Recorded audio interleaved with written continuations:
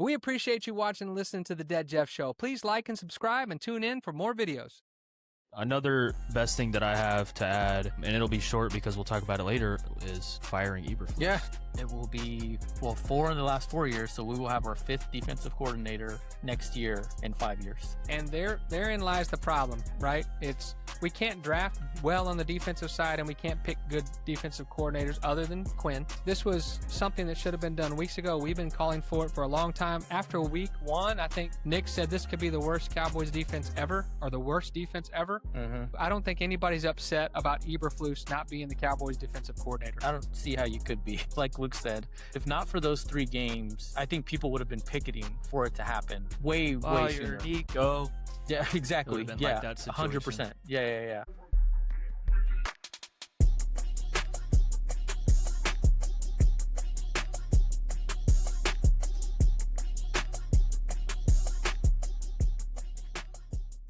It's a great day to be alive on the Dead Jeff Show. Happy New Year, everybody. Welcome in.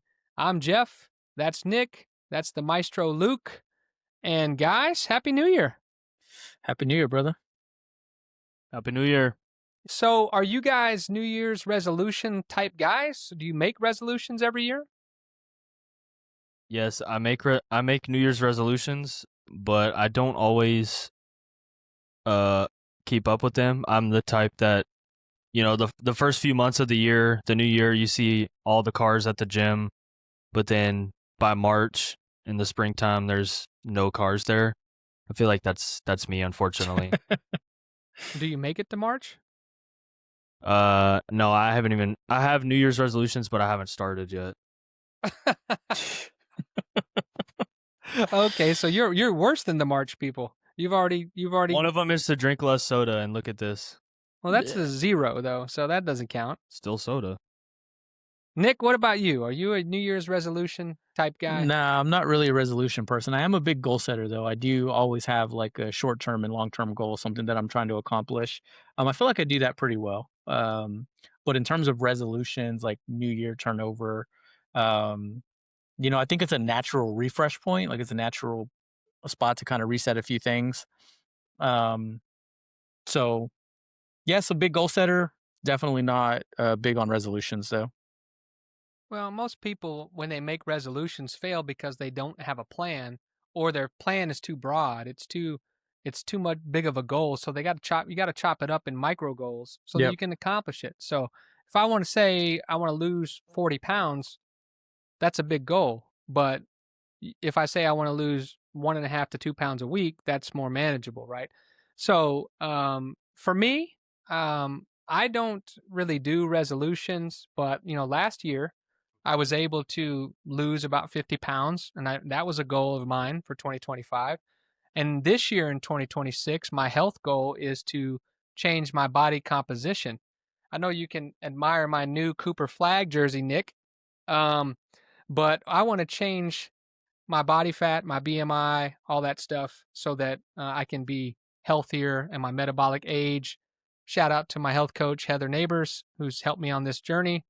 But that's my goal for 2026 is to get my body composition the way I want it. I probably won't be shredded with a 6-pack. That might be 2027. So, but anyway, that's my goal for 2026. Obviously, spiritual goals are there as well.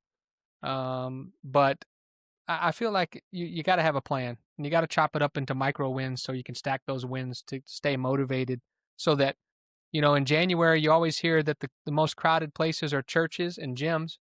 And then by March, it's back to the normal crowds. So, yeah. Yep. Well, one thing's for sure. This year, I hope we get a lot of the Maestro through the news. We're going to start off with Maestroing through the news, whatever we call this segment. I don't know, but Maestro through the news. Anyway, Luke's going to talk about some sports stories. Then we're going to get into a little bit of Cowboys season, close out the season, most disappointing things and bright spots for the year. We're going to get into all the head coach firings. And, of course, Eberflus has been fired. We're all happy today. And we've been wanting that for a while. We got our wish. We'll get into that. We'll update the playoff picture and give predictions on how the playoffs will go. We'll have Nick's picks, and I think Luke has a bone to pick with you about in Nick's picks. We'll see. Oh yeah. And college football playoff results and preview. Semifinals are coming up, and we'll go through all that. So, anything you guys want to say before we get started here? Other than how awesome my Cooper Flag jersey looks. No, I'm good, especially after mentioning Cooper Flag's name twice in 10 seconds.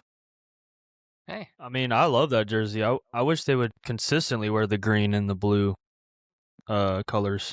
yeah, But that's just me. they definitely should. I don't know what Nick's wearing there. It looks like a rainbow.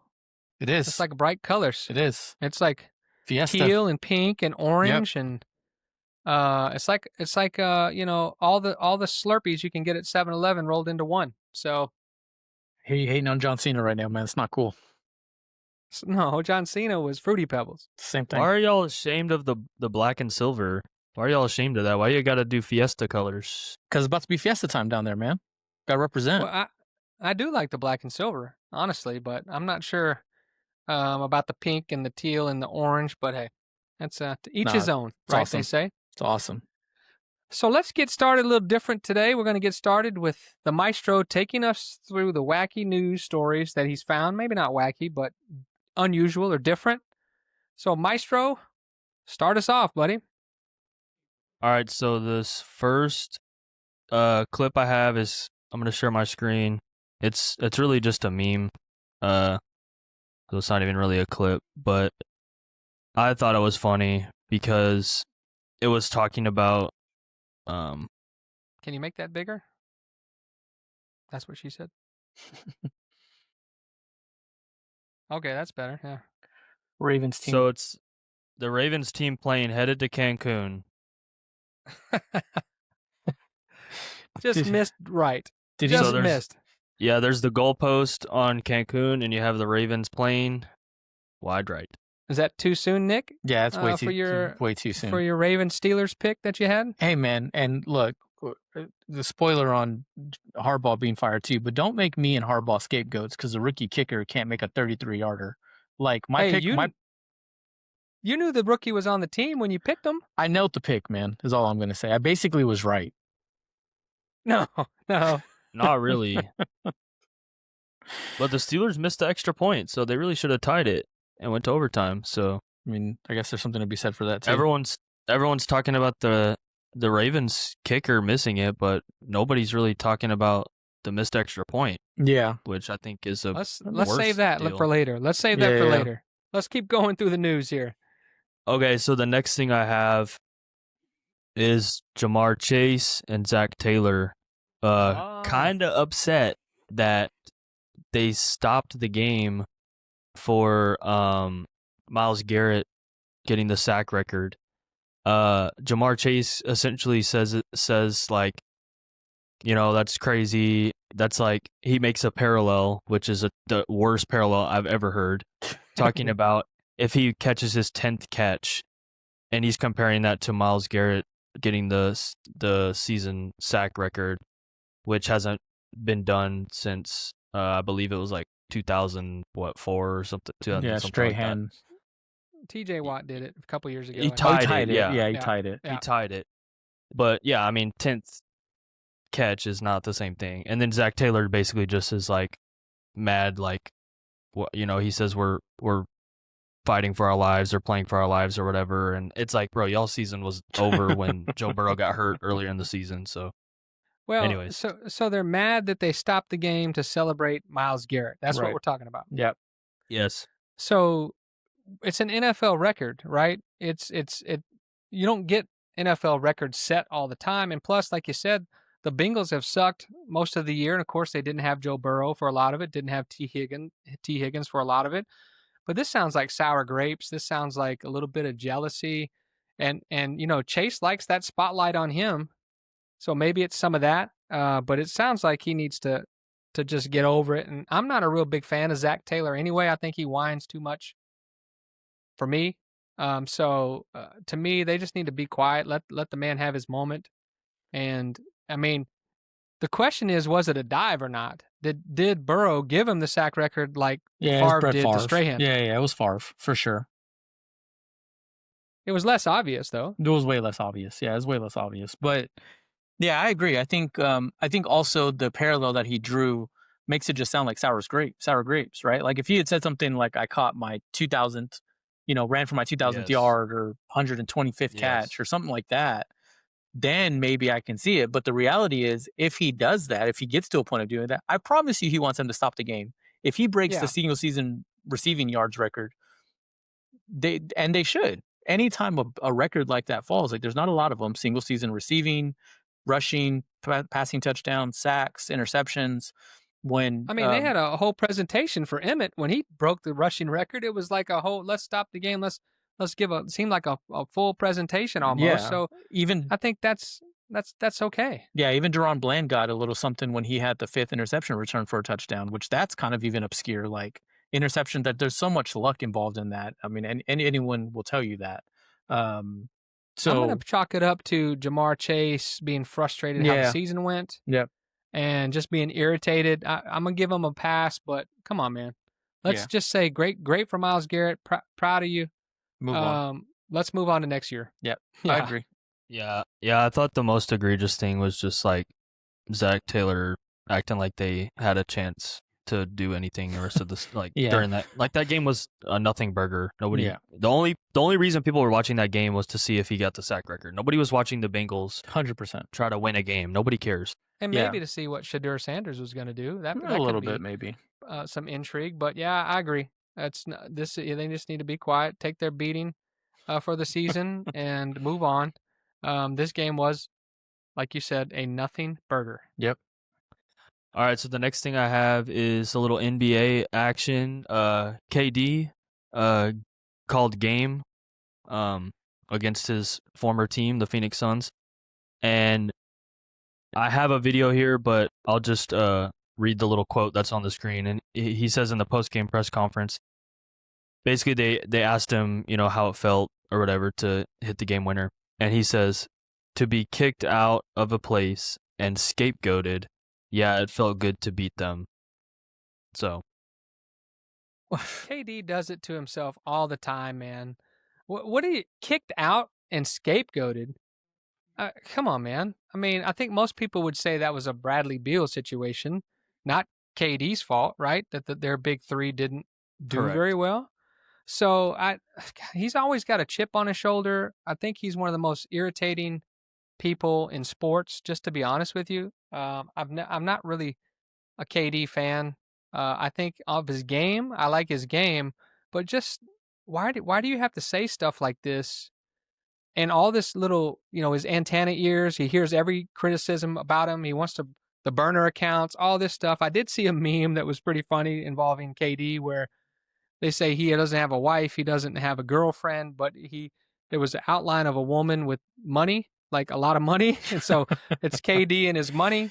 I thought that was pretty funny, but I'm not a fan of KD here and the way he reacts to these situations. Yeah, I think the other thing is, I mean, he played, you know, eh, he played enough. He played 75 games in 23 and then 62 games in 24. And neither year was Phoenix really a contender. I mean, they weren't, they're playoff teams, whatever, but they weren't ever really in contention. I don't know how you're being scapegoated when, as an individual, you basically dictate everywhere you've gone, for the last decade. And with the exception of the Warriors teams, which was already a made team, um, he's not impacted winning at any significant level when it mattered most. I don't know. Um, OKC, he was good. I mean, that was a nice little run they had. You well, should be familiar with that, yeah, I mean, you know? but again, didn't really win it. Never the best player on a championship team. Never, No. I Well, think he got MVP in the finals. he got him. I mean, he was pretty good, I'm saying but right, but with the really, a ready-made really, team. yeah, a ready-made team. That's the Kevin Garnett Boston Celtics thing.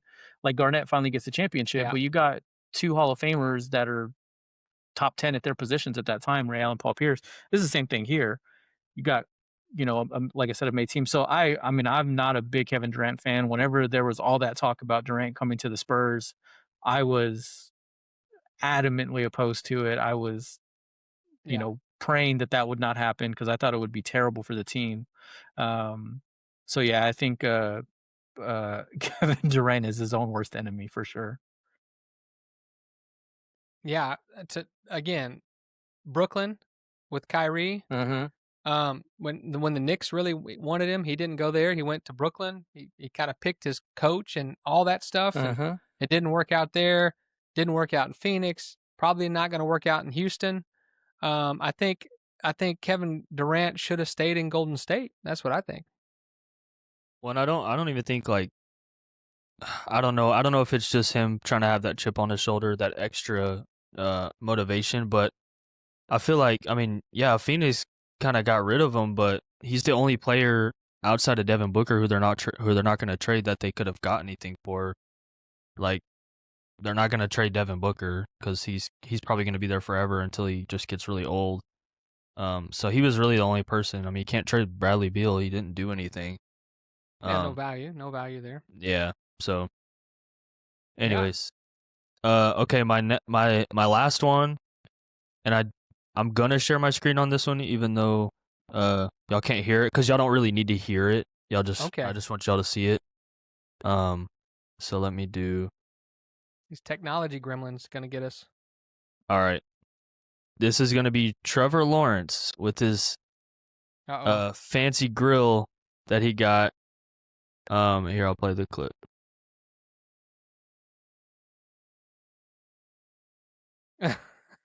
Look at that. Look at that. Yeah, the comment. Yeah. Oh, they got him a grill? They got him a grill. They and don't know where watch. that's been. It's Oh, no. Look at him. What is he doing? Oh, mercy. Okay, so Watch there's out, Jacksonville going to the Super Bowl, man. all right, so there's that clip of Trevor Lawrence with the shiny new grill. So Where are you guys on grills? You like grills? No? Yes?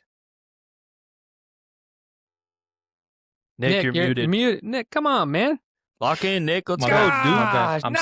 I'm struggling from we the gotta kick you off the show. I'm struggling from the 1-3 Knicks picks weeks. First time I've been under 500. I'm still struggling from that. Save that for later. We're gonna roast you later for that. I don't love the grills, but I will say that, like, if you watch that, even with the sound and the way that the team's reacting and everything, like, we've talked about this before, and especially in Texas with the Rangers won the World Series. Like, when you have a team that has just bought in and are playing for one another and playing together, like, it's so difficult to quantify what that means to a team. And from the outside, as like a non-Jags fan, I'm not in it every single day watching that team. It seems like that's the kind of team, like, every week they just keep getting better and better. This reminds me a Yeah. little bit about those Giants teams. Like, you've got a quarterback that can get on a heater. You've got a defense that can really get after the quarterback and make plays. That's a scary team, man. I'm just saying, and watching that clip, like, they're obviously playing for one another, and they are super, super hyped for Trevor to be getting the respect he's getting. Yeah, it's good to see from him, because it's been a disappointment for him Mhm. so far. Then they get the goofy coach press conference that we've talked about. Liam Yeah. Cohen goes over there and does some really goofy stuff. Yeah. And it's like he's a little awkward, but man, what a coaching job this year by them. He's got Trevor Lawrence looking like an all-pro. And that team with adding Jacoby Myers is that extra ingredient, and they've Yep. kind of taken off. So look out for the Jags. And I'm not a grill guy, especially for he looks like a farm boy, anyway, or Sunshine. Fabio or Sunshine. Yeah, Yeah. and so I don't know, but that's great to see that team chemistry and camaraderie. I agree with you on that. Yep. Is that it, Maestro? Yeah, that was my last one. I just wanted to see if y'all liked his new grill. I just wonder if he's gonna be wearing it because all the players play with wearing a grill nowadays. Like I wonder if he's gonna wear it while he's playing. No chance. I don't know. No chance. Because if you talk with your grill as a quarterback, will it fly out of your mouth? Nah, I'm grill illiterate. I think it it Nah. locks in. Yeah. What he should do is if they get down, he should bring it out, like, Yes. like, you know what I mean? Like, that would be like a rallying point. A little drama, man. A little cinematic value. Yeah, it's like when Kirk Cousins was wearing all the chains and Right, stuff. exactly. Oh, that would be awesome. Or Fitzmagic coming out in his gear. Like Yeah. that's legit. Okay, now I could get on board with that. That would be hilarious. Has anybody ever swallowed a diamond from a grill? That's what I want to know. Has to have happened. It has to have, yeah. And then do you skim through your poop to see if the diamond's there or what? What do you just let it go? Just every time, just get a flashlight. It'll shine. You'll figure it out pretty quickly. I mean, I remember when Lil Uzi had the diamond installed in his forehead. Yeah. That was insane. Yeah. What the heck was that? Somewhat too much Oh money, my man. gosh. All right. Oh wait. Breaking news. Have you seen my Cooper Flag jersey? Oh man. All breaking episode, news. All episode. Have you seen it? It's awesome. I love these throwback Dallas Mavericks. Anyway, Maestro, thank you for taking us through the news. Now, Dallas Cowboys, they actually had a game this past weekend. I don't know if you remember or if you know. They did? Yeah. Yeah. Barely. Well, I thought the season was over. Barely. it was. They played the Giants and they lost a lot to a little. And finishing the season, finishing the season. They need some seasoning. They do. They might need some seasoning, but we finished the season at 7-9-1. And if you roll the tape back to episode 1, we thought that they would finish with 7 or 8 wins, and 9 being kind of the stretch, and 10 being like super optimistic. So they finished 7-9-1. This game didn't matter. So we don't really want to talk about that game. Although shout out to Jadeveon Clowney for playing hard. Oh man. We saw good things from Phil Maffa. I honestly would make Lipke a tight end. I would. Yeah. The way he's catching and running. Mm-hmm. So we saw a few good things. No good things from the defense. Trayvon Diggs is no longer on the team. We talked about that, and we saw his debut in Green Bay. Mm-hmm. More of the same, it looked like. So not a lot to talk about from that game, but let's reflect a little bit on the season. Let's talk about what's the most disappointing thing about the Cowboys season this year. Now, disappointing means we had high expectations and they didn't live up to that. Now, the defense we had no expectations on, I don't think, right? So I wouldn't consider the defense the most disappointing, but it was the most awful part of the team. So let's talk about most disappointing thing about the Cowboys season. For me, it's going to be the lack of production that they got from the rookie running backs. I mean, obviously with Javonte Williams, like it's hard to care that Blue and Moffa didn't do anything throughout the year.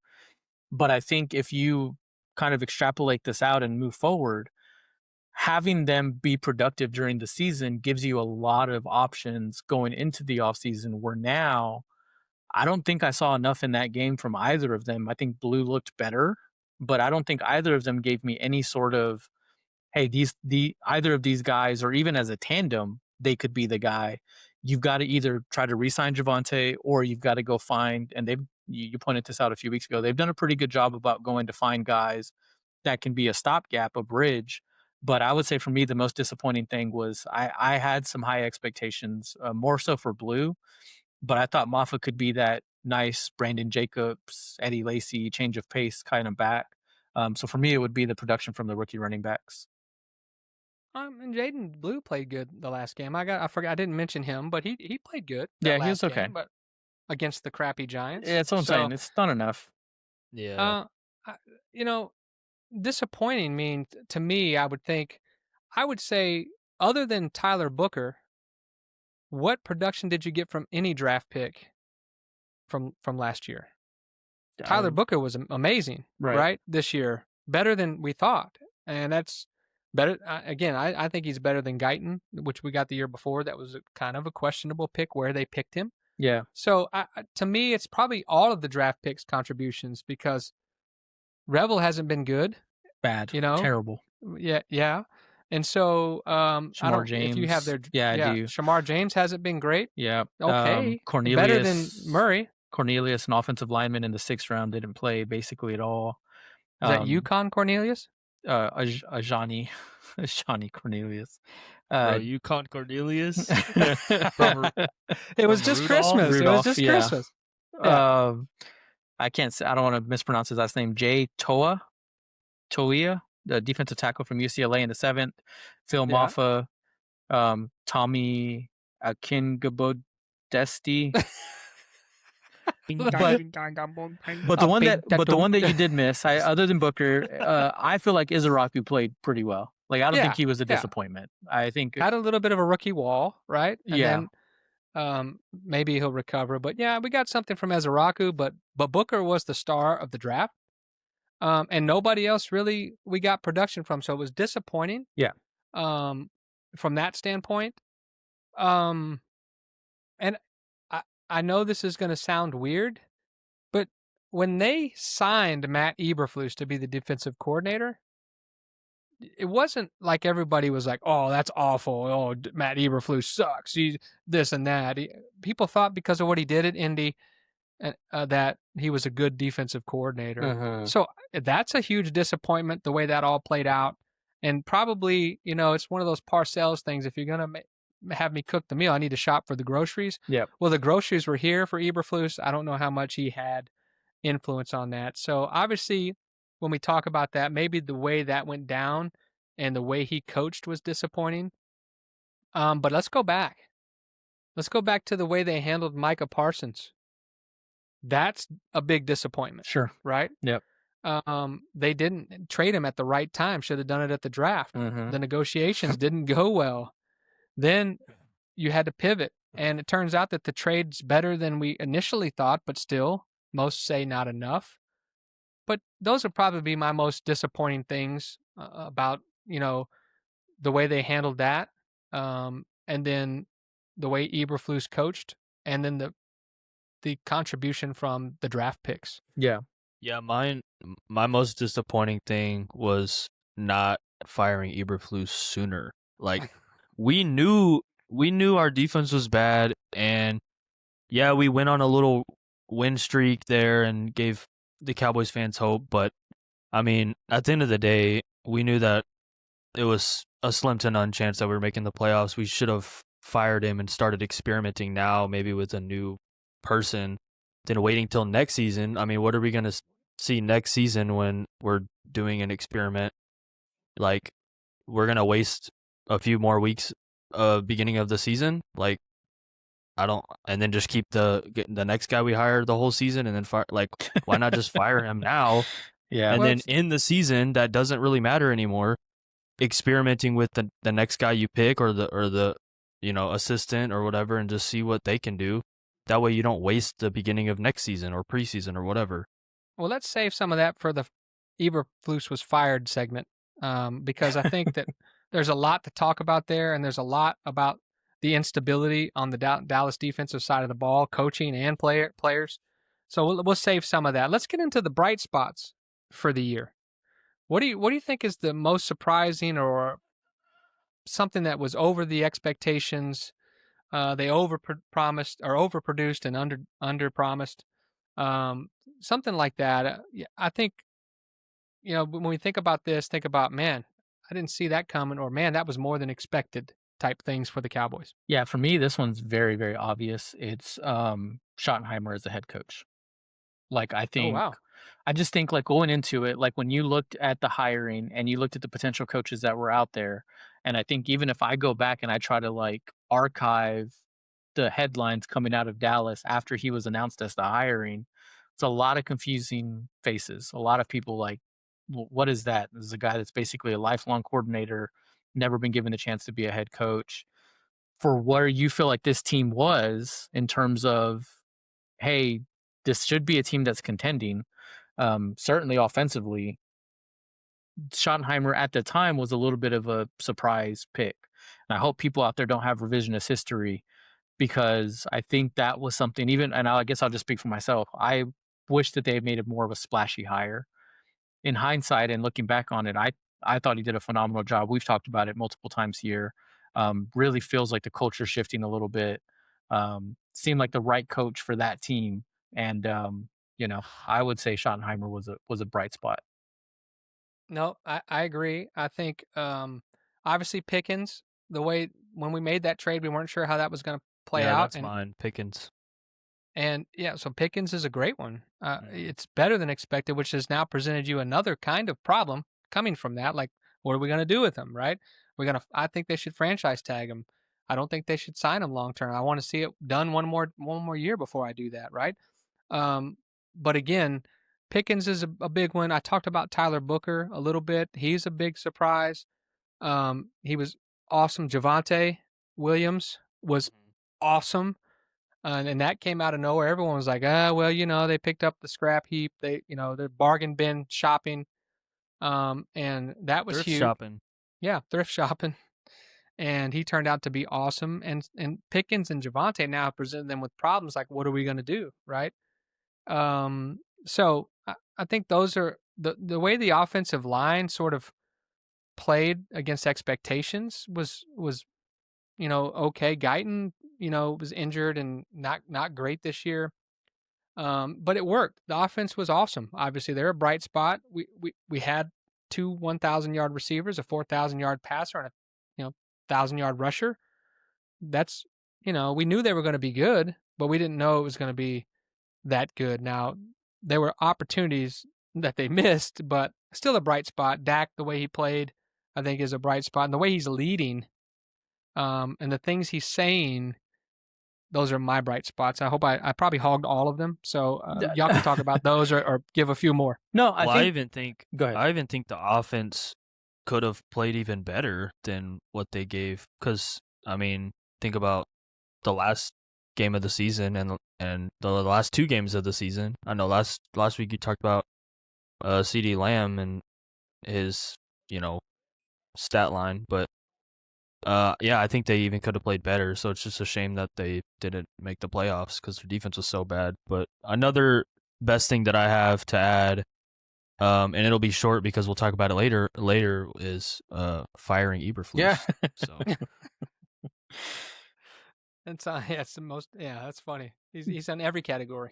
So here's I agree with the kind of offensive standpoint. Here's the only umbrage that I take with it from a standpoint of it being like I hear it so much. I hear like the offense did so like they played so well and they did so much, and it's almost like the exact same thing Luke just said. Like they could have even done better. And I think that that's true. The problem is like because we needed them to play better. We feel like we wanted more. Meanwhile, you had Dak was third in passing. Javonte Williams was top 10 in rush yards. George Pickens was third in receiving yards. Like we really expect more out of this offense. Like it's so much. Like it's so Well, much. because of how bad the defense was, Exactly. you wanted more from them to be perfect so that I we was could saying, win. I was saying they could have done Right. better. Like And- they did great. They exceeded Yeah. expectations, but they could have even done better. But the defense was so bad Right. that it didn't matter how Yeah. good they did. Yeah. I agree with that. Yeah, and Yeah. and also if you look at a couple of the games, like you talk about statistically what these teams did, and then you go look at a few of the games, like the Denver game stands out as like offensive just duds. And there were a couple Right. of others where it's like, man, how to your point, look like how much better could it have been? So no, I agree completely with all of those. I don't even think I have another one to add really. I think How about Jake Ferguson? I was gonna say I think the intangible places, and you mentioned Lipke earlier, but like Jake Ferguson, Lipke, like I think Lipke could be, and I think they're trying to position him as like our use check. Is just that consummate year over year fullback utility kind of player, which fits the role perfectly. Like if you want to use him that way, I agree. He could absolutely be a tight end, but if you want to use him that way, kind of a throwback Daryl Moose Johnson kind of player, a little less blocking centric, but more offensive utility. But I just think the production they got from undesirable spots in the past, I think that's also. But again, I think that goes back to Shoddy and just Shoddy schematically what he did with the offense. Well, I hope they have that next year because it seems like teams like that with an offense like that have those positions that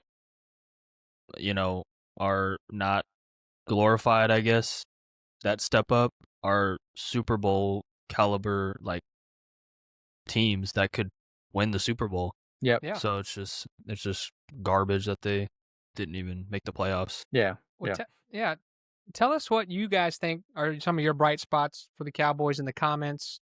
Did we mention Diggs as a disappointment? No, I was gonna add that and that's just like Eberflus, that could be in either category. I mean, getting rid of him could be a best thing, and Yeah.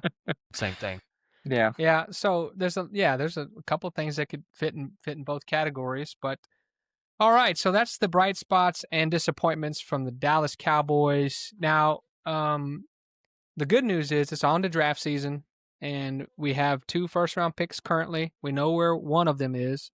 It's number 12, and the other one is later. But before we get to draft talk, let's talk about all of the firings. Let's start with Eberflus. Yep.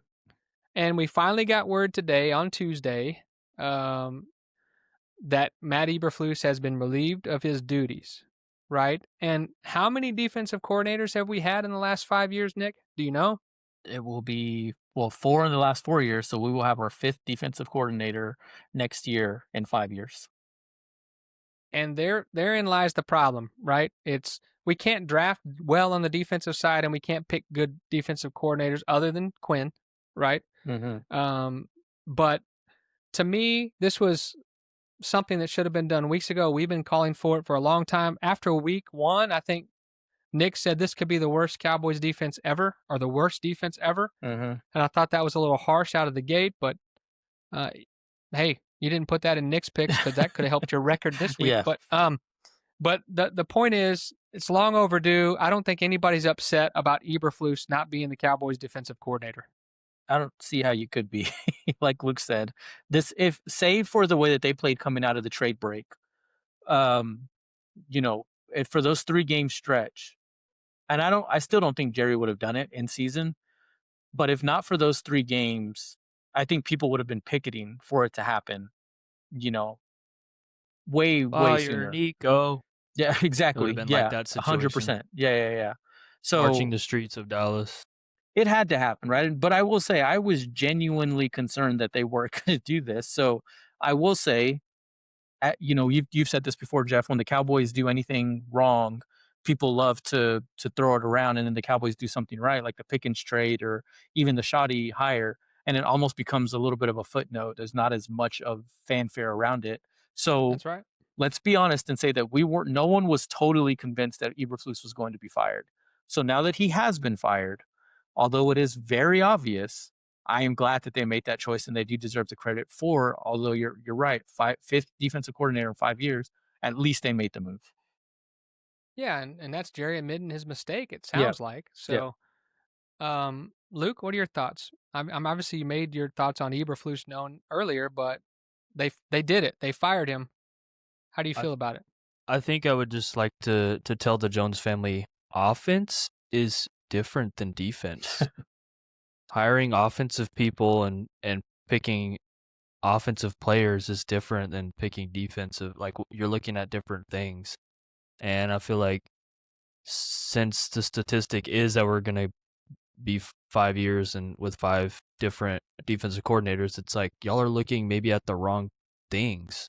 Um, Not really sure what they're looking at. I'm not in the inner circle, but I don't know. It just seems like they're doing something wrong, whether they're looking at the wrong things or I don't know. But Well, that's traditionally, Jerry has hired coaches he's familiar with, that he, has history with, or the Cowboys have history with, or Cowboys coaches have history with. And I think maybe this will break that cycle. Maybe you just never know with Jerry because Eberflus was a linebackers coach here. He was a hot head coach candidate and went on to be a head coach and didn't do that very well. But to me, I think good on Jerry for doing it early enough to where we still have our pick of the litter on defensive coordinators, whoever they fancy. So I'll ask you that. Now that Eberflus is fired, and doesn't sound like there's a whole lot of disappointment from the players either on Eberflus being fired, but who do you want to replace Eberflus? Obviously we haven't done a lot of research and who's Jerry familiar with and all that stuff, but who would you want here as your defensive coordinator for the Cowboys? I mean, top choice for me, and this is just based purely on what I saw for the last half of the season, basically, would be Brian Flores. Um, yeah. Now, for anyone that says Brian Flores wasn't fired, he wasn't, but it was very notable that he didn't sign an extension. So he is essentially a free agent as a coach. Now I would imagine if Minnesota's smart, they are going to do anything and everything they can to keep him. However, if you're Brian Flores, and I assume that he aspires to be a head coach again, taking the Minnesota defense, like there's almost nowhere to go with the Minnesota defense but down. Like, how can you improve upon that? If he goes to Dallas and the bar is so low to improve that defense, It's a great situation. and the And the notoriety offense is better. and the The offense offense is is already good. You don't have to. significantly better, right? Yeah. And so you go and then all of that to say you put this play for the star, that is automatically going to give you stuff that nowhere else is going to give you. Like if he's thinking about his long-term career, I would imagine Brian Flores would have a mutual interest. The Cowboy standpoint, to me, he's number one. Um, I don't even know if there's like a clear-cut number two. For me, it would probably be Raheem Morris. I've liked Raheem Morris in the past. I think head coach.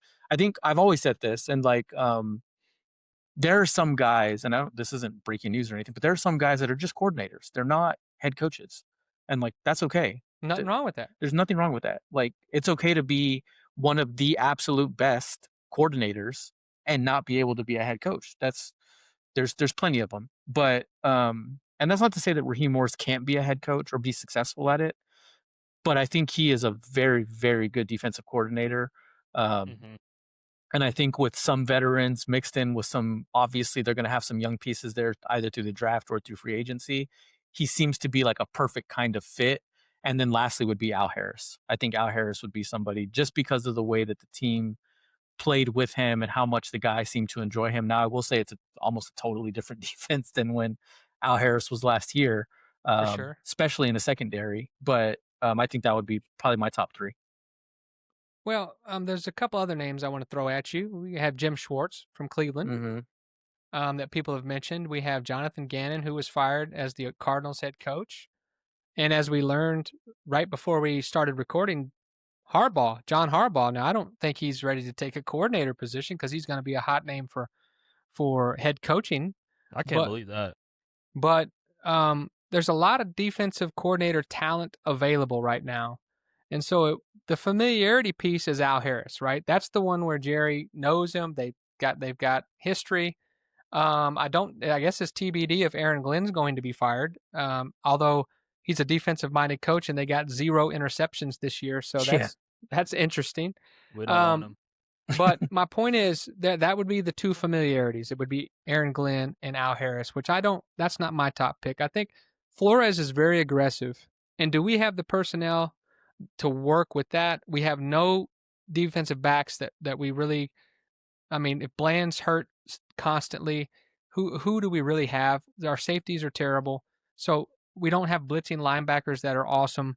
So I would worry about his style with our personnel. Now, if we change personnel, that's different. But I do like Brian Flores. I do like Raheem Morris. But the history says they're going to go with somebody familiar. Brian Flores makes the most sense because there is no, he's available. These guys are available. There's nobody that's probably currently employed that Jerry's going to want to go get because he's got to still pay Eberflus and the others at this point. But any of those picks are better than Eberflus, though. Can we agree on that? Yeah, 100%. Yeah, I mean, my grandma is probably better. Your grandma's dead. I have no, another you got grandma. one. You got one that's alive. Yeah. You think I only have one grandma? That's not even scientifically possible. I have to have two. Well, but they don't have to be alive. So I think either one is better. Yeah, it's debatable. I think Gannon. It's debatable. The dead one could be better than Eberflus. Yeah, 100%. It could be. I think Gannon's interesting just from the Philadelphia kind of history. I think anytime you have ex-coordinators or ex-coaches of division rivals, that traditionally seems to work out pretty well for you. Just in terms of a lot. Yeah, and I think defensive coordinator, as a defensive coordinator, right? Super Bowl winning defensive coordinator. I think I'll be honest. I think Arizona would have been a little more patient with him. They had flashes, especially with Jacoby Brissett, like starting to find his groove. The defense never seemed out of place or terrible, and they had a little bit of a lack of talent in some areas. So I'm a little surprised that Arizona wasn't a little more patient with him, and I'm not sure that he won't be a head coaching candidate. Also, look, I would love Harbaugh, but wherever that dude wants to coach, he's probably going to have I think they talk a lot about the coaching carousel, the first domino to fall. I think the Harbaugh domino will be the first one to fall. Like, I Yeah, don't you mean think, him getting a new job first? yeah, before anyone else Yeah, does any hiring, they're going to want to know that they don't have a chance at Harbaugh. Um, and like the really scary one for me would be the Giants. Um, mm, I think there's a lot of similarities with the way that that team is constructed to how the Ravens are constructed. Now, obviously, I'm not comparing Jackson Dart to Lamar Jackson, but a very mobile quarterback, very dynamic playmakers. You've got Malik Neighbors coming back, which basically that would be the best receiver Harbaugh has ever had.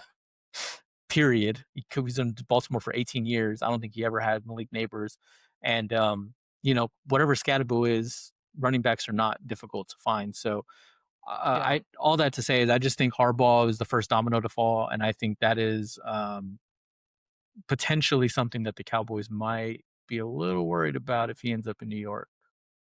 I don't think New York's run game is as good. I mean, No, they're it's not as good not. as Derrick Henry. It's not. No, no, they're not. I think peace out to Matt Eberflus. Yep. Peace out to you, buddy. I'm sure you're a great guy, but you're a lousy defensive coordinator, and that's what we're judging you on, Yeah. unfortunately for you. So I hope you do well. I hope you land somewhere and you bounce back, honestly, because again, you don't seem like a jerk. Yeah. So we don't wish evil on you. But let's get into the NFL head coaching vacancies and firings. Yep. I know, Nick, you have a list of all of the firings and the vacancies. You can Yes, sir. start, with the ones that maybe happened earlier in the season. Refresh us what vacancies are there. You Yeah. mentioned the Giants. And then Callahan in Tennessee was the other kind of in season dismissal. There were some coordinator dismissals in season, but we'll just stick to the head coaches for now. So you've got 7 vacancies total. 2 of them were in season, Callahan and Dayball. The others that have been released were, and you mentioned it, Gannon in Arizona, Stefanski in Cleveland, Raheem Morris in Atlanta, Pete Carroll in Las Vegas, John Harbaugh in Baltimore. And then, so those are all the um, kind of Black Monday firings. So Arizona, Vegas, Cleveland, Atlanta, the Giants, the Ravens, and the Titans. Breaking news coming right now. We're shooting this at about 5 o'clock on Tuesday. Jason Garrett is going to be interviewing with the Tennessee Titans, and apparently is considered a top candidate for the position. A top candidate? So I'm Coach Clapp. just reading Coach Clapper. what it says, Oh man. my Um, gosh. and then there's 4 others that are questionable: Zach Taylor in Cincinnati, McDaniel, Bowles, and Glenn. Yeah, so we could have 4 more. Absolutely 4 more. Join the ranks. And man, I guess when you look at some of these coaches that have done decent, obviously John Harbaugh's done more than decent, 100%. but you've got him available. If you're John Harbaugh, which of those vacancies are the most attractive to you? Yeah, I think that's the question, right? Like, if you guys are looking at these, let's just look at the ones that are actually open. It's hard to say that Baltimore isn't the most attractive. I mean, you've got essentially a franchise quarterback. You've Well, got John Harbaugh's not going back there, though. I said, which one for John Harbaugh sorry, is the most I attractive? thought you were just saying the most attractive in general. The ones for Yeah. Harbaugh, I mean, I guess it would depend on how he views like Michael Penix or Jackson Dart. And then also, how does he view Mendoza or Dante Moore coming out of the draft, because the Raiders have the number 1 pick. So if you really, really like Mendoza, you've got Ashton Genty there. You've got Brock Bowers. You've got some pretty good cap space. The deep, you got Mad Max Crosby. This is what I want. This is what I just hit me. Okay. I want Harbaugh to go to Cleveland. I was going to say Cleveland. That would be crazy. That would be insane. The Browns moved to Baltimore. Yep. Right?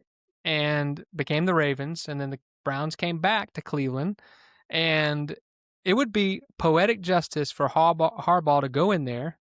And their defense is already stout. He's a defensive-minded coach, so that might not be a fit because they need to fix the offensive side of the ball. Mm-hmm. But that would be awesome to see Harbaugh in Cleveland for me. I don't think that's going to happen. If you're Harbaugh, why would you pick Cleveland? But yeah, I think depending on what's open, obviously for Harbaugh, it's maybe the Cardinals. It's warm weather. It's out there. The only reason he would pick Cleveland, I think, is that he's just familiar with the division. Yeah, and the Giants would be some place that he'd be infatuated with. It's big market. It's big time. It's in the AFC where his brother is too, so Yeah. they stay in the AFC. So, but you said you think that the Ravens job is the most attractive job currently Yeah, I think for so. all these candidates? I think so. I mean, I think for me, I would power rank them. Just top three would be Baltimore one. I actually like the Giants mainly because of the defense, like having Abdul Carter, Thibodeau, big boy in the center. What's his name? Trying just totally blanked on me. Um, It'll come to me in a second. But their defensive line, their pass rushers are just so incredibly good. And then again, very young offensively. I think there's a lot of potential there. And then they're going to have a pretty good draft pick, or number two draft pick. So, or three, I think they fell to. It's 5. Is it five? Oh, they fall over It's at number five. 5. Okay, Yeah, they fell to 5. yeah. So I mean, but even then, like if you look at potentially going to get another offensive weapon for Jackson Dart, not sure how Neighbors is going to come back. Like I think so. Baltimore, the Giants, and then for me, I like what the Raiders have outside of quarterback. I think that's and it's the AFC. It's such an up and Hi down Awesome conference, market. right? Also, awesome market. So I think Vegas, especially having the number one pick, I think I would imagine for a coach like Harbaugh to come into a young team, have all that influence, not have to deal with a strong veteran team where maybe you kind of lose the locker room a little bit easier. Um, and then for any coach, I would say having the number one pick, it's always never a bad thing, right? That's pretty Do attractive. we know why he got fired? Why did they fire him? Yeah, I didn't say just that he was fired. I'll see if there's anything on it. But Like, what do y'all think? Why he got fired? I can't believe they fired him. Yeah, I mean, it's not surprising because of all the talk that's been around it, but it's probably because he hasn't gotten over the hump. Maybe they feel like they need a fresh voice in the locker room, but I think it's a mistake as well. I I do love too. I love Yeah. Harbaugh, and I love what he brings to the table. There could be maybe there's an issue with Lamar and Harbaugh. I don't know. Maybe that's there's Well, yeah, they were talking about how he didn't like kind of back him up or whatever. Like when yeah. the post game interview, he was not really clear about like, no, we want him to stay. It was more like, because Lamar was like, I can't think about that right now. I'm, thinking about this loss that we just took. Yeah, and I Yeah. think that's exactly right, Jeff. I think this to me this comes down to you had to choose between the head coach and the quarterback.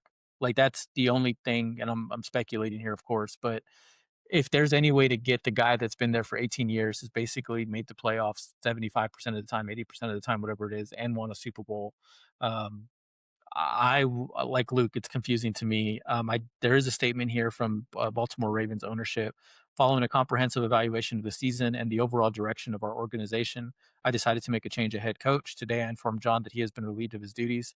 This was an incredibly difficult decision given the tremendous 18 years we have spent together and the proud respect I have for John as a coach and most importantly as a great man of integrity. Throughout what I firmly believe is a Hall of Fame career, John has delivered a Super Bowl championship to Baltimore and served as a steadfast pillar of humility and leadership. He and his family have deeply embedded themselves in this community. For those profound contributions on and off the field, we should be forever grateful. Our goal has and always will be to win championships. We strive to consistently perform at the highest level on the field and be a team and organization our fans take pride in.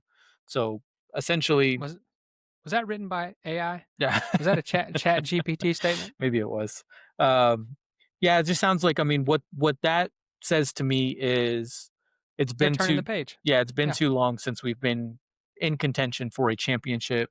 Being in contention for playoffs isn't good enough for the Baltimore Ravens. That's what I take Well, from I that. think they're gonna regret that. I don't think they're gonna go anywhere. I don't care who they hire. I think Lamar's chances of even playing for a Super Bowl championship were with John Harbaugh. I don't think they're gonna do anything, to be honest. I mean, it's hard to improve on him, but Yeah, new energy sometimes is all it takes. Sometimes, but they don't have all the pieces. I mean, they've got Henry, they've got Lamar Jackson. They need a playmaker at wide receiver. They need a few more things on defense. Their defense is really good. I liked, yeah, you know, moving Kyle Hamilton down to almost a linebacker linebacker. for the Yeah, majority of the time. But I think there's a lot of good pieces there. But how does John Harbaugh get fired, but Doofus is like the guy in Miami keep his job? Well, he probably will get fired. I hope Well, if you're so. Miami, you should have fired him already. I'd be on the phone with John Harbaugh immediately if I'm Okay, and if Miami. you're Jerry Jones, you would have got rid of Well, Eberflus way let's not sooner. compare. It Well, just let's not depends on who. It Why just depends on who. why are you yelling at us, Luke? J- Your volume got higher there. You got excited. I don't I'm think not excited. I'm not excited. I'm just like some people are quicker to pull the trigger than others. I guess I don't know. Yeah, but Jerry did it fine at the time. No one's been hired as a defensive coordinator, so if you would have waited another couple weeks, that could have been more frustrating. But to me, all these coaches that have been fired, and here's the funny thing about head coach candidates is I've seen Mike McCarthy's face on the NFL Network and on other places again. He Yeah. really wants that Giants job, I Yeah. think. But is he a viable candidate, Mike McCarthy, for any of these jobs? Yes, Yeah. because he has a Super Bowl ring. I I agree. think that carries a lot of weight. I mean, you remember he duped Jerry by saying, "I watched every play for the Cowboys and I've analyzed this, blah, blah, blah." And then he later admitted, now he didn't really do that. But to me, um, where's the fresh, hot, young, new talent coming up the ranks? Well, Are there any candidates that come to mind when you think about, um, talent that's not had a shot yet? there's one that immediately pops off, and I think I'm gonna have to find this to verify it. I might be making it up if it actually is a candidate. Lincoln Riley at USC is one that I think, even for like the Ravens, right? Like an energetic, really, and I think the Ravens must. The one thing that I would say, if I'm a Ravens fan and I'm in the comments, please let me know if you're a Ravens fan, how this hits you. You gotta find an offensive minded, like someone that's got a lot of creativity, um, because it's what that team has been missing, and that's why I say Lincoln Riley. I think Lincoln Riley is a young guy, has never coached in the NFL, that um, could potentially inject some, just a different perspective, fresh eyes, kind of, that sort of thought. Are Um, there any other offensive coordinators? Maybe Joe Brady But with Buffalo. if they needed an offensive minded person, why didn't they just keep Harbaugh and hire a offensive coordinator? He wasn't the offensive coordinator. Well, I know, but they're talking about not being able to get over the hump, and if yeah, there's any friction with him and Okay, but Lamar. it's not his fault that Well, Luke, I didn't last year. fire John Harbaugh, but you're really having a hard time accepting that he's been I'm fired. saying I know because you're. I feel like I feel like I'm getting the sense that you're kind of like it's justified that he was fired. Like I don't think it No, is. I I'm don't think he saying was fired. that's what they're telling you. That's why you're asking me why would they do that? I'm saying because that's what they said. They Yeah, and said I they think said it's it's wrong. time to move on. It's time to turn the page. We need fresh energy. We need, we can't compete at the level we want to with John Harbaugh. That was their decision. I don't agree with it. Yeah, well, Mark Andrews dropped the pass last year. That's not Harbaugh's fault. They should have won that game, and they Well, could have won the Super Bowl that year. I I don't think know. you should write John Harbaugh a fan letter and give him some hugs and love. I don't know, man. I agree with you, but they did it, and time will tell whether it works or not. Because remember when the Buccaneers fired Tony Dungy, right? And they brought in John Gruden, and John Gruden won the Super Bowl with Tony Dungy's team. it's true. I mean that was kind of like, oh man. But then Gruden came in and won the Super Bowl, but it was with Tony Dungy's team. So that kind of situation has happened in football before. I mean, look at Barry Switzer and Yeah. Jimmy Johnson. He came in and took Jimmy's team and lost in the championship game and then won the Super Bowl. So I think it's just what happens in sports when the Ravens have been good for a long time, but they've had Mahomes and Josh Allen to deal with. Yeah, And like you said, there's not been big coaching blunders. It's been player mistakes. It's been almost good enough. And maybe they just think that it's But that's why it doesn't make sense to me why I- that's the I think it makes justification. I for think it. it makes perfect sense if it's, I have to, as an owner, I have to choose between the quarterback and the head coach. That's why I said that. To me, that's what this sounds like more than anything else. Because if you look at the last 5 years, they won 8 games this year, 12 last year, 13 the year before that, 10 the year before that, and then 8 the year before that. But that was the year Lamar was hurt, so that hardly he was counts. hurt Well, this he was year. hurt this year. And It's right. not. So I mean, again, to the point of, the 2 years that they don't have double-digit wins, Lamar's not fully healthy, and they make the change, the only reason you do that is if there's some sort of disconnect between the player and coach. And I gotta ask Well, you this, Luke, if you're the owner and you have to choose between John Harbaugh and Lamar Jackson, who you choosing? Well, Harbaugh has a ring, Lamar doesn't. I think Lamar's good, but yeah. I don't know because you have a track record of John Harbaugh winning you games and winning Super Bowl and making Super Bowl appearance. Because how many Super Bowls have they been to? I know they won one. They only went to one, or No, they went to. they Didn't they lost lose to one? yeah, they lost to the Niners. Yeah. So you have that versus Lamar, who No. hasn't got over the hump. No, wait a minute, they beat the Niners. They beat the Flacco beat Niners. them. Yeah, But so they maybe it was went just to a one. another one, right? They lost to the Chiefs or something like that, didn't they? No, I mean, No. no, that's the 49ers lost to the Chiefs. 49ers That's lost what to we're the Chiefs. we're Maybe getting they did just confused go to with one. Jim and John. Yeah, no, that's exactly what I did. Yeah. I think they've only But look, yeah. I'll be honest with you. This is too much Ravens talk for me because I think John Harbaugh is going to have his pick of jobs that he wants, and that's good for John Harbaugh. And the Ravens may rue the day that they did that. Quote the Raven, nevermore. Right? Here's let's get to the so we have 7 openings Mhm. and potentially 4 more. Yep. Which would be 11 coaching It's vacancies. insane. It's 1/3 of the It's league insane. would be without a head coach. And we spent a lot of time on Baltimore, but I do like the Raiders. I think the Cardinals are intriguing only because I would move on from Kyler Murray and I don't know what pick the Cardinals have in the draft. Do you have that? Yeah, You have yeah, I can pull it real because quick. we're going to do draft talk next. Mhm. But I think if I'm a They're head 3. coach, Pick okay. 3. So they could get a quarterback if I mean I'm not sold on Dante Moore myself. They could trade out of that. They could do it. There's a lot of things that they could do, right? Yeah. But the Jets are 2, the Raiders are 1, right? Mhm. And so you have the Raiders with a vacancy, the Jets a potential vacancy, the Cardinals a vacancy. Who's got the 4th pick? The Titans. That's a vacancy. And the 5th pick is the Giants. That's a vacancy. So The for the top Browns are 6. Yeah. that So are a vacancy. all these top 5 of the top 6 picks are all coaching vacancies, and it makes sense, right? It's all the teams that suck fired their coaches and have high draft picks. So it's going to be a lot to watch over the next few days. Who do you think's going to get a job first? Let's talk about this. McCarthy or Jason Garrett? McCarthy. I don't think there's any chance. Nick, you're on mute, but I don't think there's any chance that Jason Garrett gets a job before Mike McCarthy. I agree. That's a fantastic question, but McCarthy. Well, if Jason Garrett lands a job before McCarthy does, that would be hilarious. Yeah. But anyway, tell us in the comments, interact with us. Where are these? Who's going to land where? It's almost a third of the league if these other 4 come open. It's totally insane.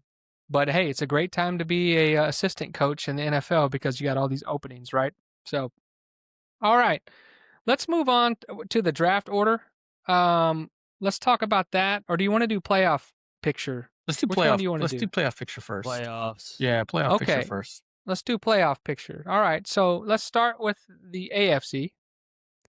Because I like to save the NFC for last. Yep. Because it seems like we're most vocal about. So Mhm. let's look at the seeding. Nick, you've got the playoff bracket in front of you. Yes, sir. So let's talk about matchups. Obviously, Denver has a bye Mhm. in the first round. They're the 1 seed. Let's go with the 2-7. 2-7 matchup. That is going to be the New England Patriots and the Los Angeles Chargers. Okay, let's go through all the matchups and then we'll talk about it. And then All right, we so- have the next one, Yeah, 3-6. So 2-7 Patriots Chargers, obviously in New England. 3-6 is Jacksonville Buffalo in Jacksonville, and then 4-5 is Pittsburgh versus Houston in Pittsburgh. Okay, you know what's interesting about this playoff year is you could see all of the other seeds, the higher seeds, meaning number higher, Yeah. winning these games. Yeah, the road teams. You really could make a case for that. I don't think that's going to happen, But let's go through them. So, do you like New England over the Chargers, or do you like the Chargers in an upset? No, I like New England over the Chargers. I think the things that the Chargers do best, just in terms of where they seem to be strongest, particularly around running the ball and just getting between the tackles. New England has just done such a great job all year against the run. They're a very physical team. Um, and I don't know how well LA is going to travel to New England on January 11th. Like that, man, teams going from the West Coast to the East Coast or vice versa, that is a tall, tall order. So I really like New England here. I would love to be able to pick an upset just for the sake of an upset. I love chaos, but I don't see it here. I like New England. Yeah, New England's been my top team in the AFC most of the season. Not all the season, but most of the season. I think they get the win here, but it's a Harbaugh in the playoffs Yep. Tough out. against Vrabel, Tough out. and it is a tough out. But I think the Patriots get it done here, unless barring some weird freak incident with Drake May getting injured or something. I think the Patriots take it here. Luke? Yeah, I have the Patriots too. Honestly, my gut is telling me to pick the Chargers, but I'm going against my gut, and I'm going to pick the Patriots just because they're at home, and I think they are the better team. But there's Yeah. something tells me that Herbert's going to play good though, and I don't know. But Like we said, oh you never no, do know, and all these games could go either way, Never honestly. know. Yep. So, all right, next matchup is the Jaguars and Bills in Jacksonville. Jaguars and Bills. All right, what are you doing here, Nick? The Bills have been your team. I know. The Bills have been your team. Now it's put up or shut up time. Yeah, and all year. And it's so tough because as much as the Bills have been my team, if you look at Nick's picks, I'm like 6 in a row betting Jacksonville. Like they have been so good down the stretch. This game's in Jacksonville, and Buffalo has been abysmal on the road. Like they are not only just like record wise, but just also performance. Like look at the stats and look at all that stuff. I'm gonna stick with my original thought process, which is in the playoffs, give me the proven commodities, McDermott and Josh Allen. So I will take Buffalo on the road upset of Jacksonville. Okay, Luke? I know I've been disrespecting Jacksonville, but I'm taking Jacksonville because I don't think the Bills are that good. I really don't think they're that good. I think It's they're the like grill. the Cowboys. The grill got them. The grill, yeah. Trevor Lawrence is going to be rocking that grill in Yeah. 18 different chains after the game. Yeah. And they're going to be hyped and ready to go for next round. So I don't know. I got Jacksonville.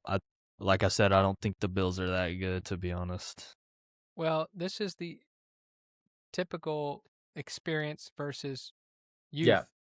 The coach has never really been there. You said McDermott and Josh Allen. Yeah. The Jacksonville is more balanced. Their offense is good. Their defense is good. The Bills' defense is not good. You got James Cook over there for Buffalo. This is a tough one for me. If I'm going, I want Buffalo to win, so I'm going to go with Buffalo. Okay. But I can see Jacksonville blowing them out, honestly. So Yeah. it's a weird pick for me. Yeah. But I'm going to go with Buffalo because Josh Allen, there's no Mahomes. There's no Lamar Jackson in the way. This is the year, buddy. You got to get it done. It's got to be. And No, so I'll this year's pick. going to be tougher for him, I think. I don't Well, think he's- it matters. It's all on the road, Yeah. so it may be. But I'm going to go Sure. with Josh Allen, the Buffalo Bills, barely. Yeah. But the teams are better, though. Yeah, It's they like, are. Oh, They it's are. like the AFC's like, oh, okay, we already know it's going to be Bills and Chiefs, but this year it's like, Yeah. I mean, without the Chiefs, yeah, there's no Anybody- Mahomes, yeah. but there's a lot of better teams than in the past. I don't know. Yeah, we'll see. The We'll last see. one is Houston, Pittsburgh in Pittsburgh. The only game where the road team is the betting favorite. So Houston is the betting favorite over Pittsburgh in Pittsburgh. My dark horse versus Luke's dark horse. I have the Texans. I'm sticking with the Texans in this game. You've got the Steelers, and you're sticking with the Steelers? Yes, Goat Rogers, my goat. He's gonna pick apart that Houston defense, and they're gonna get the dub. And he's going to And be it's- picking himself up off the ground all day, so I don't know if he's No. going to have time to pick apart the defense. The Texans are going to smash them, and I think they're going to win. I'm No. sticking with my dark horse. The Yeah. Texans' offense isn't I don't think better than the Steelers' defense. I think the Steelers' defense. Bro, did you watch the defensive line I get know. after it? Yeah, I did watch it. They're gonna be going crazy on CJ Stroud. He's gonna have no time in the pocket. I think it's the other way. I think the Texans are going to be all over Rodgers. He can't move. We clearly saw that. Yeah, but he knows ball placement, and he's a veteran quarterback. He knows how. He doesn't need that much time to get the ball out of his hands. Well, since he's your GOAT, you realize how frustrated he's been with his receivers this year. But he's getting DK back. Okay, That'll that's be big. great. That'll But be I big. still, covering him. Well, Sting. Yeah, but the Texans have a great defense. Yeah, but they beat Baltimore without DK in So- a must-win game without DK. Now, according to Nick and his scapegoat comment, the Ravens beat themselves. yeah. That's So right. they let them off the hook. They let so him off. Yeah, we I'm had 'em. going with the Texans. Shout out to Alan O'Neill and Tony Patino down there in Houston. I think the Texans their defense is just too good, and Stroud is good enough. And the way they've been running the ball lately, I'll take them. I think, first of all, the NFL clearly did us a huge favor by putting this game on Monday night. I think this is probably like the most intriguing matchup just on paper because of everything that you guys are talking about. Watching Aaron Rodgers in the fourth quarter, like that was just so vintage Rodgers. If you get surgical, if you get that Rodgers with DK back, like Yeah. man, that is so tough. Then look out. Yeah, that's the only way they can do it. The problem is, I don't know which Rodgers you're gonna get. But having said that, I'm gonna go like whenever I'm so undecided, I will usually lean home team. So for that reason and that reason only, I'm gonna lean Pittsburgh. But man, it's so close because I could really see this going either way. Like I'm very Goat Rodgers thrives under pressure. He's gonna be vintage Goat Rodgers, just like he was last game against Baltimore under pressure, 2-minute drill, cooking. I think the issue, and you saw this a little bit in that game on like right before the half, is he does allow himself to get frustrated and take himself out of games. And if that defense is putting pressure on him, and if the game starts off, like if it's close late, give me Pittsburgh. But if Houston can open up a 2-touchdown lead the way that Baltimore did, I just think it's difficult for them to come from behind. So, but again, But you picked Pittsburgh. Yeah, I picked Pittsburgh. Yeah, it's so close. Okay. It's so close. All right, it's so such a good game. So then what would that mean the matchups are for the next round? Then if we you went chalk basically, did you set Buffalo? Well, we're split there. So New England being 2 means that they for sure would not play Denver in the second round. So of course. So that would mean that Denver would get most likely, I guess if the consensus is correct here, it would be Denver Buffalo against Buffalo, and then Houston. Well, let's not do that. Let's wait for the next round. Yeah, it's so hard to that's say. too hard. Yeah, it's too. But so I all got over the Denver, place. so Yeah, doesn't matter who. yeah, it doesn't matter. Denver. So then you think Denver's going to win the Super Bowl or go to the Super Bowl? Yeah, Yeah, they're my team. And I've got New England going to the Super Bowl out of the AFC. And who do you have, Nick? Buffalo. Okay, 3 different ones. All right, let's go to the NFC. All right, let's look at the matchups. Read them off. 2-7 in the NFC, and I will say, just while we're here, and any chance we have to take a shot at the Philadelphia Eagles, we're going to take it. How stupid do they feel? Sitting everybody, Chicago loses to Detroit, and you should have had a cakewalk to the 2 seed. You should have had 2 home games if you win. You should be playing the Green Bay Packers, who have lost like 5 in a row or something. And instead, you got to go like just all kinds of bad here. If Sirianni loses this game, Philly's going to riot. Like, this is such a bad spot for them to be in. I'll get off my. They're there. Yeah, but I'll get off my. I can already hear the. At least we're in the playoffs. They're going to lose. I'm surprised you noticed, because I thought you were too busy kissing Howie Roseman's butt to notice what's happening elsewhere. So you actually looked on the field. Okay. Yeah, I looked on the field for just a second. But having said all of that, Chicago is the 2 seed. They are the only NFC. Actually, that's not true. Never mind, because Carolina is the home team. So Chicago versus Green Bay in Chicago. Chicago is the underdog, a home underdog. Okay. You've got the 3-6 is the Philadelphia Eagles against the San Francisco 49ers. And the 4-5 is the Carolina Panthers hosting the Los Angeles Rams. And the Okay. Panthers are a huge home underdog against the Rams. They should be. Yeah. So I'm going Rams in that game. We'll just get Yep. that one out of the way. I Rams, don't even think yeah. anyone's taking the Panthers, but Nope. hey, this is just like the other side. You could see all of these higher seeds, 7, 6, 5, winning these games, right? 100%. I'll go with the Rams against the Panthers. Yep. I'm going. So Philly, San Green Francisco. Green Bay, Chicago. I hate Okay. that game. I hate that game. I want the Bears to win so we get a better draft pick from the Green Bay Chicago, yeah. Packers. So I would rather have the Bears win, but I think Green Bay is going to win it. So I'm going to say Green Bay wins that game, unfortunately for us. And then I'm going to go with the 49ers over the Eagles. I'm picking two upsets. Well, I guess technically they're not. If you say Well, Chicago's favored or not. no, Chicago's the underdogs, home Chicago's the underdog. underdogs. Yeah. So technically that's not a upset. But I'm No. going to take. I'm taking Green Bay, San Francisco, and LA, and those are my picks for those games. I will go LA as well. I'm gonna go with Chicago, and it's totally on the Ben Johnson effect. I hope so. I think Ben Johnson is, man, what a great hire for Chicago. Like, just what a turnaround for that team. And it's so crazy for Coach of the Year with Vrabel, Cohen, and Johnson. Like, in any year, any one of those guys is a runaway winner. And in this year, it's like, man, how do you pick? What about Sean Payton? I think only because all of those guys are in their first years with the team is What why. about Seattle's coach? They're the 1 seed.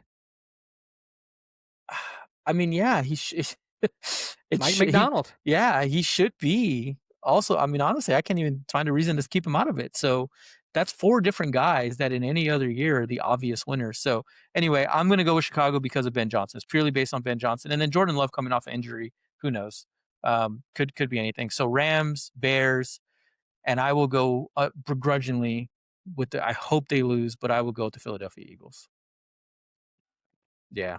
Howie Roseman. Yeah. So I obviously have the Rams. They're winning the Super Bowl this year. Ooh. But I also have the Bears. I don't think the Packers. I mean, Green Bay adding Diggs, that's gonna hurt them. and I think Micah being hurt, I don't know. I'm just not sold too much on the Packers this year. And the Bears are just like, they're kind of like the Jaguars to me. Like, they just kind of have all this energy, and then out of nowhere, they've just been really good. I don't know. Being at home, I think the Bears will beat the Packers. And then I actually have the 49ers beating the Eagles. I think Philly is going to regret not, playing the starters. last. Yeah. I think they're going to regret that. Just like they, lost, I think it was a couple of years ago to Tampa Bay. Like that whole, I think it's going to look very similar to that. Yeah. Okay, so who's winning the NFC? Who's going to the Super Bowl out of the NFC? You said Rams, Luke. Mm-hmm. Nick, who do you have? God, I so don't. It's wide open. I know, and I so don't want to do this. Right now, like just right now today, I'm so hard pressed to not pick Seattle just because of they're a complete team. And I can already hear Luke, and I agree with it completely. Like the Sam Darnold factor makes me so nervous. Like it makes me so nervous to pick Seattle. They got a good defense. I know. It should make you nervous. It does. It should make you nervous. It does. But you're right. It's wide open, man. Like this is one of the most, and from like just a viewer standpoint, like how awesome is this? Like going into an NFL playoff season where, like you said, legitimately every road team either has a chance or is just outright favored to win these games. It's awesome. I'm looking forward to every single one of these games, but I'm going to say Seattle. I'm going to go with Seattle. So you have Seattle and Buffalo Buffalo. in the Super Bowl. Yep. Opposite ends of Yep. the Gosh, country. what a terrible Super Bowl. It actually is kind of bad Super Bowl. Um, for me, I know Luke has the Rams and the Broncos in the Super Bowl. Yep. I like the Rams as well.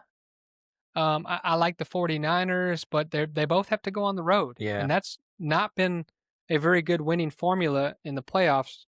No. I'm not sold on the Bears. I hate the Eagles, so I refuse to pick them in anything except for the suckiest team ever. I'll pick the Eagles, but just kidding, Eagle fans. Okay, I think I'm gonna stay with the Rams. It'll be the Rams and Patriots. We've seen that movie before, but I am pulling for the Seahawks to win it. I want them to win it.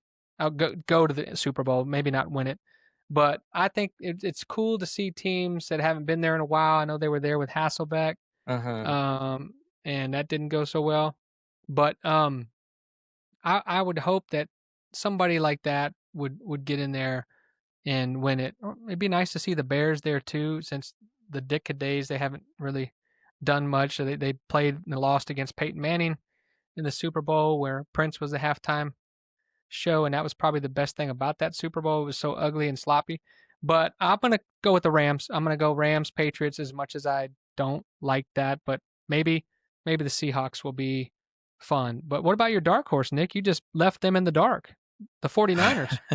Yeah, I think the problem that I have with the 49ers, especially right now with Trent Williams being hurt, and I don't know if he's playing in the playoff I think game. he's gonna play. So Yeah. I think that'll be like a huge upgrade. But man, Brock Purdy and the offensive line, that offense just looks like they're in trouble. And these teams that they have to go through defensively, I don't know, man. It just makes me so nervous in terms of them being able to get on a run as a road team. So in the last 6 years, only one champion, the 21 Buccaneers, have won from outside of a home field position.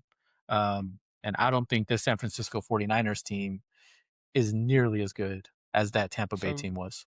I think they're better. I think they're better than that Tampa Bay team. They just don't have Tom Brady, right? They had Tom Brady. That quarterback I matters. think- If Darnold matters I know, but for I think Seattle, they're better. I think they have better players. What year did you say? 21. 2021.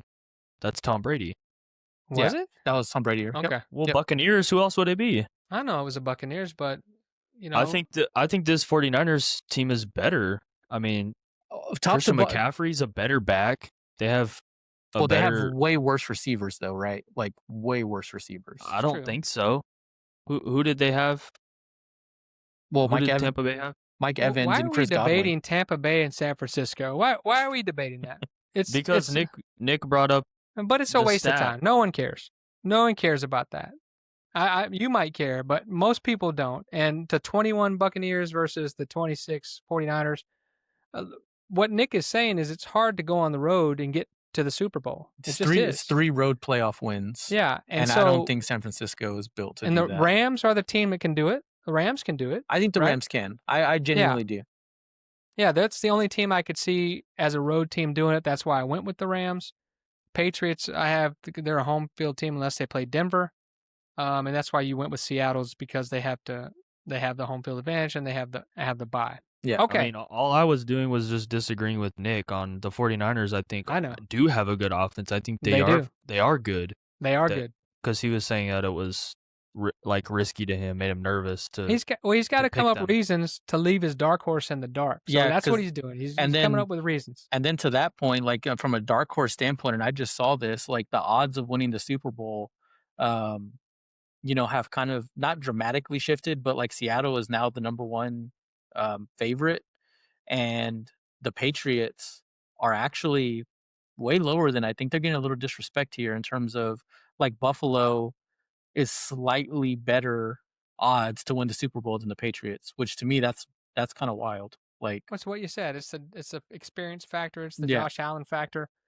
All right, there you have it. We'll see what happens this week with playoff football.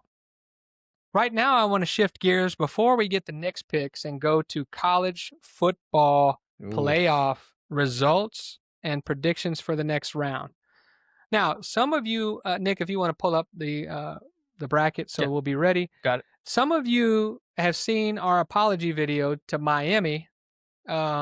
We did not think, me and Nick did not think Miami was going to win, and Luke, the Maestro, picked Miami.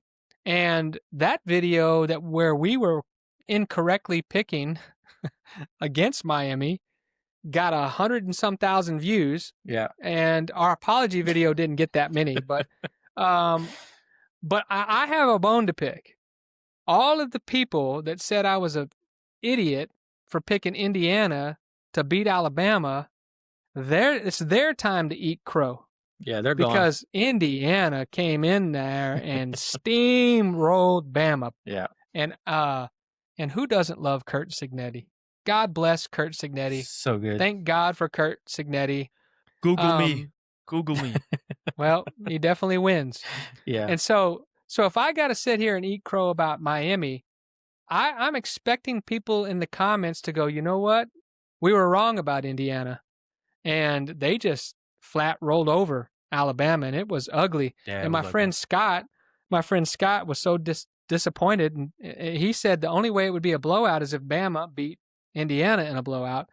But man, that was not even a chance. And thank goodness for that. But I want all those haters who was hating on IU. Let me get my helmet here.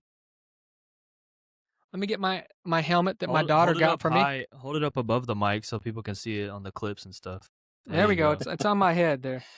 Yeah. Indiana smoked Alabama and are in the semifinal to face Oregon. The Ducks.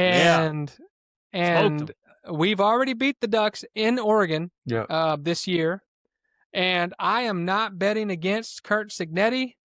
Oh man, I am not going to do that. And this guy at quarterback, Mendoza, didn't he have more touchdowns and incompletions in that game? Yeah, I think that's right. 3 touchdowns and yeah. 2. So I feel like we're going to ride this wave. And look, I've been waiting 53 years almost to talk about Indiana football being good. So let me have my moment. Is this what it would feel like if the Cowboys actually were good? Hey. Let me have my moment, son. Mercy. We're talking about Indiana. I'm with you. I picked Indiana to win too. But I'm on a high and you brought me down with a low blow about the Cowboys. Okay. Because they suck. Now listen. That was an unexpected result. I thought Indiana would win, but not by 35 or whatever it was. That's 35, so 38. Congratulations to the Hoosiers. They're going to play Oregon. I believe Indiana's going to win. I think they're the more physical team. I think we're the most complete team, their defense and their offense. I think our coaching is good, but they have a great coach too. I like Dan Lanning. But I think Indiana's going to win and go to the final. Uh-huh. And the other matchup is, go ahead, Nick. I'm stealing your thunder here. No, you're good. It's Ole Miss and Miami. So Ole Miss beat Georgia. Yep. And people said this wouldn't happen, except for the Ole Miss fans, right? Is Georgia's too good? Georgia's too this. But man, Ole Miss and that quarterback out of nowhere playing awesome. Yeah, what a run, man. And they got the win over Georgia. I didn't see that coming. And we already mentioned the U. Yep. Right? And they got the win over Ohio State. And now they play Ole Miss. Yep.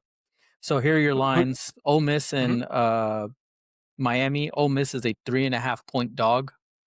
Miami is the favorite. Oregon and Indiana. Oregon is a 3.5 point dog. Indiana is the favorite. I think for me, and I think I've seen this a lot. I'm not trying to say that I'm the first person that said this by any stretch. It looks an awful lot like Oregon, Indiana is your national championship game, right? Like these two teams, like what Oregon did to Texas Tech, I mean, shutting them out 23-0, like the way that defense played. I agree with you. Indiana is definitely more physical than Oregon. But I apologize. We didn't even talk about that. I'm sorry. Oregon's your team, and we just went right to Indiana. Selfish I am? Yeah. I mean, in fairness, I picked up Oregon in like 2012 because of video game uniforms. I wasn't born there, so I think it's okay. Speaking of uniforms, have you seen my new Cooper flag? Walked you right seen in. it? Walked right into that one, didn't I? That thing is sweet. Yeah. It's too bad they're not Raise the winning. flag, just like ponchos. It's too bad they're not winning games. Sopapillas. But I do think, as good as Miami and Ole Miss have been, I would be shocked if the winner of the Indiana-Oregon game, one, isn't then favored to win the Natty, and two, obviously just doesn't go and do it. Having said that, I am picking Oregon. I can't, I think they What? have, it's a tall order for sure, but a lot of times, man, when the teams play the second time, it's difficult to replicate. The team that win doesn't want to adjust much, and the team that lost adjust everything. Hey, you know what I heard last week? Oh man, teams coming off a bye, they're terrible in the college football playoffs. They're Who's one the in- only team that won? I was going to say Who, they're who 1 and won off 7. the bye? It's true. Who was Here's the that thing. team? Who was the team? It's Who was Indiana. Indiana. Oh yeah, Indiana. And then it's hard to beat the team 2 times in the same year. Well, that's the old NFL. It's hard to beat them 3 times in a year. So I don't know if 2 times is that difficult, but I think it'll be more difficult. But we were in Oregon, Yeah. and we beat Oregon. So now we're going to be at a neutral site, Yeah. and it's in Atlanta, right? I Which believe is that's way right, yeah. closer Yeah. to Indiana than Oregon.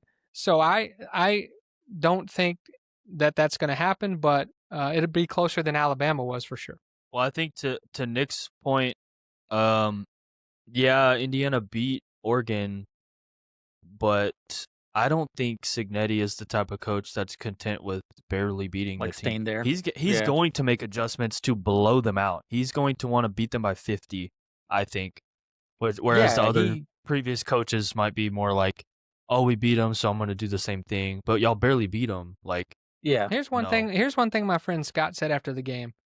I asked him, "Is DeBoer in trouble?" The coach at Alabama. He goes, "I want Cignetti." Yeah. I said, "You can't have him." Yeah, no, he's not because going he's anywhere. our coach. Yeah, he's not and going he's the anywhere. guy that got them focused through the bye and like it was nothing. And I think he will have them focused on this game as well. So Indiana in the final for me, Oregon in the final for you. Luke has Indiana. He Yep. better or he can't ever. yes, Yeah. yes. Indiana. Okay. And then And the then other we got game, Ole Miss. Ole Miss Yeah. and Miami. Ole Miss is the underdog, 3.5 point dog. I'm actually going to take the dog here. I think there's something to be said when these teams just get on these kind of weird runs. I really want to pick Miami just because it was so freaking fun watching Michael Irvin jump up and that was so cool. Like that kind of took me back to my childhood watching him run up and down the sidelines. I just think that Ole Miss, like you said, the quarterback play, Charlie Weiss Jr. is going to coach again. There was some question about whether or not he would continue to coach. He is going to. And I just think they're on one of these runs, man. I think it happens every so often in sports where a team just gets on a run and it's tough to pull them down, the Cinderella story sort of thing. So that's really all I'm basing it off of on the field. Obviously, I saw last week Miami that's a physical team. That's an opportunistic defense. But I'm gonna take Ole Miss in the upset. I think I'm going with Miami. So I'll throw the U up for you guys so that I'm not going to go against them again, man. I mean, you saw how savage the fans were. Yeah. They came after me, but I do believe in that defense for Miami. I think they will score enough points. And what's the quarterback, Chambliss at Ole Miss? Mm-hmm. Is that his name? Yeah. Can he do it again? Maybe. I'm riding with the U in this game, and I'm looking forward to the Indiana-Miami national championship game for the college football national championship. And that's who I have. Now, look, one thing I want to say before Luke picks the U, because I know that's what he's going to do. Right, Luke? Are you going to pick the U? Tell us about it. Go ahead. I'm picking Miami. I picked them last round, and I'm going to pick them this round. I think their defense is better. I mean, I don't think their defense is better than Indiana's, but I think they're second. I think they have the second best defense. So, yeah, I'm picking Miami again. Second best defense of the teams left is what you're saying. Right, yeah, the teams left. Now, here's why I say that, because, man, these people in the comments of all these videos, if you get something wrong, they are so quick to pounce. Now, some of them may be only seeing that one video, but they don't go back and see all the other videos, and they don't have context of wow, man, you are 8-1 on your picks, but Yeah. that one you missed, you're an idiot. They don't look at what we've done over time, and I think it's hilarious. And it Yeah. doesn't really bother me too much. I really think it's funny. If we give a take, people don't agree. That's great. Let's interact. Let's have fun. But calling us stupid and we don't know this, and then the old thing is, well, what kind of football did you ever play, and all this other stuff. It's just hilarious. But people love their college football teams. Yeah. And you can't speak ill of their college football teams. And we've talked about this on a What's Killing Jeff and all that other thing before. But here's what I'll say: let's just have some fun, guys. And if we're wrong, we're gonna say, yeah, we didn't see that coming. We're wrong. And it's kind of boring to be perfect. So maybe it's for all you people out there that think you're perfect. I'm sure if we stacked up your pick record, it would be pretty bad. So just relax, everybody, chill. Let's have some fun. And we had a lot of fun giving Luke his props because we didn't talk about him missing on the Texas Tech pick. We didn't talk about that. So Yeah, but that was different. Like that was kind of like I could see either team winning. It was like, I guess I want Tech to win, so I'm going to pick Tech. But like nobody really thought Miami was, well, not nobody, but it was a bigger upset. I don't know, between that game. So because I was the only one that picked Miami. Just got to say that again. Out of us three. Suckers. Out of us three, the only one. Okay, so I've got Indiana, Miami. Nick clearly has Oregon and Ole Miss. And Luke has Indiana and Miami. So we'll see how it all shakes out this week. Good luck to you with your Oregon uniform pick. Maybe they'll wear the doo-doo brown ones this week. No, they won't. All right, let's close out the show with a little bit of Nick's picks. Yep. Maestro, hit the music. Settle down, Nick. Maestro, hit the music. About the music, man.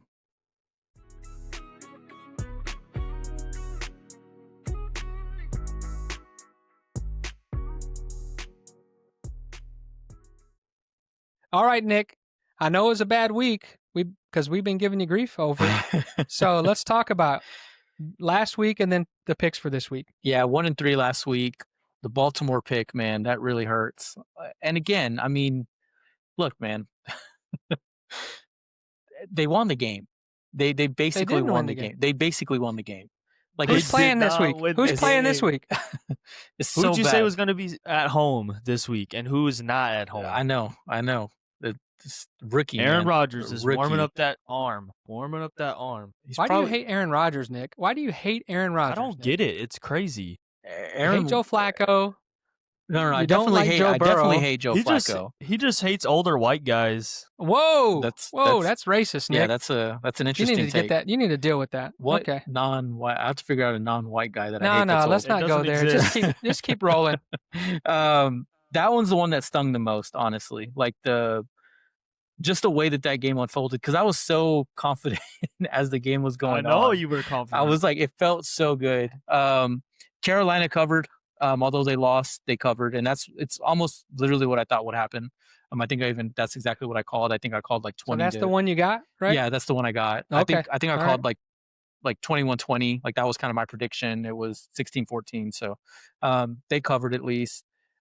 Chicago just went and laid an egg. I thought because Chicago had everything to play for, like they've got the 2 seed in front of them. They've got the great, at the time, I thought that would be enough to carry them over. Now they ended up with the 2 seed, but they lucked into it. So that was another miss. And the Chargers, and also I thought the Chargers would, again, just because of what they had to play for and everything like that. Like I thought they would cover the spread, and just didn't happen. So that's the first week all year long that I've gone 1-3. It's not. It's not ideal, obviously. That makes me 31-15 on the season.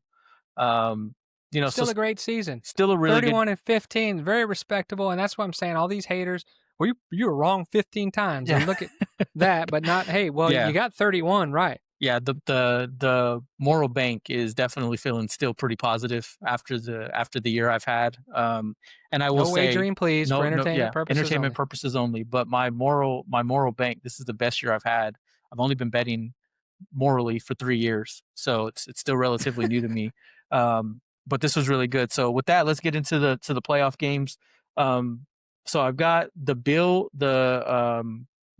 on the right now. They're a 2-point dog.